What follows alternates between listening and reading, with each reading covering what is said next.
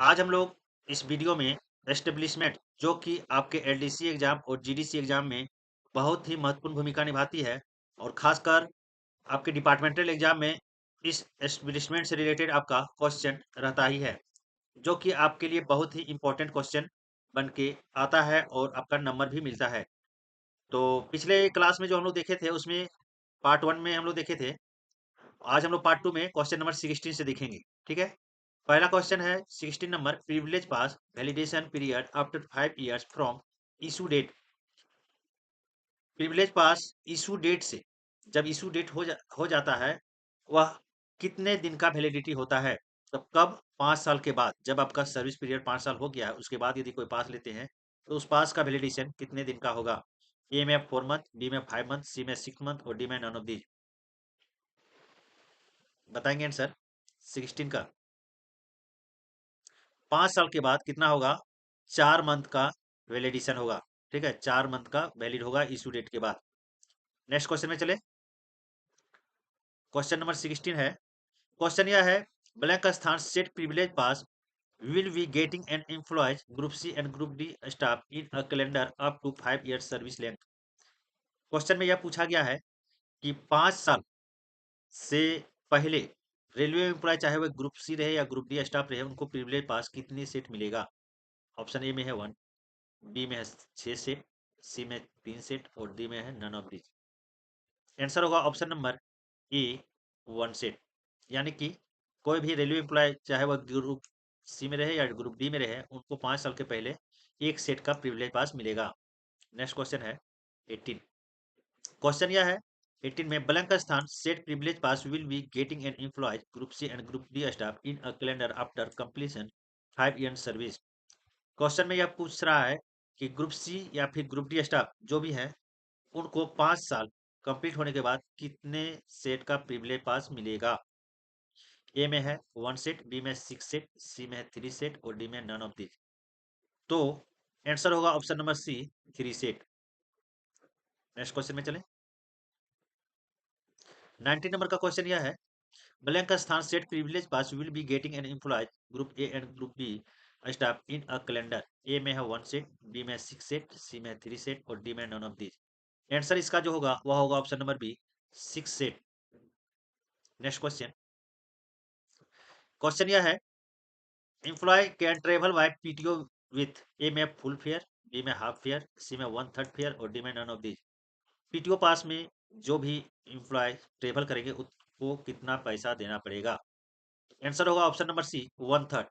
यानी कि कोई भी टिकट का दाम यदि 600 रुपया है, तो 600 रुपया में उनको 200 रुपया भाड़ा देना पड़ेगा, पीटीओ से यदि रिजर्वेशन करवाते हैं तब।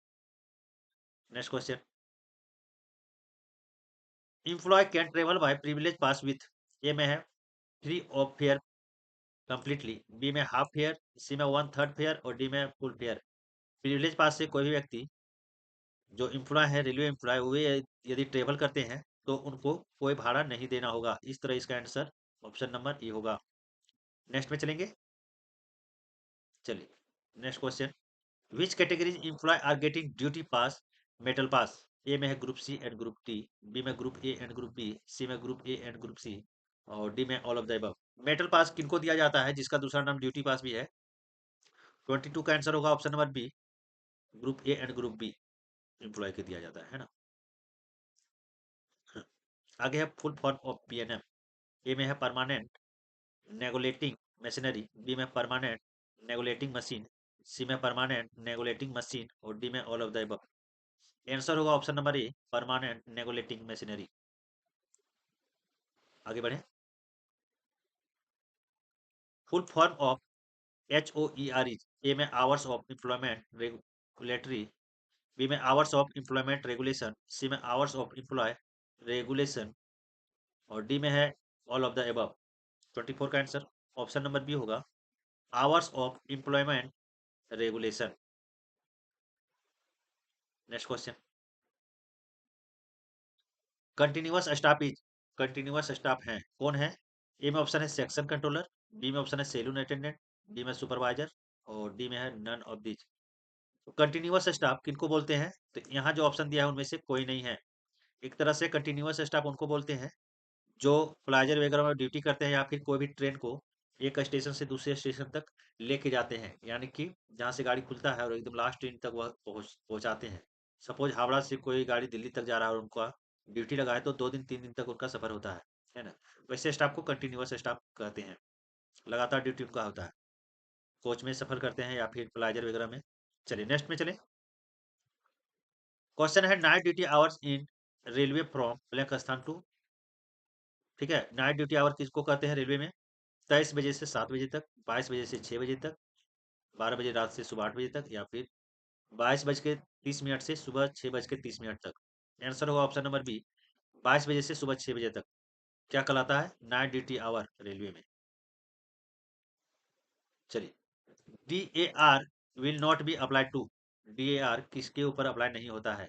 ए में है कॉजल इम्प्लाई, बी में सुपरवाइजर स्टाफ, सी में आर्टिजन स्टाफ, और डी में ऑल ऑफ द एबव।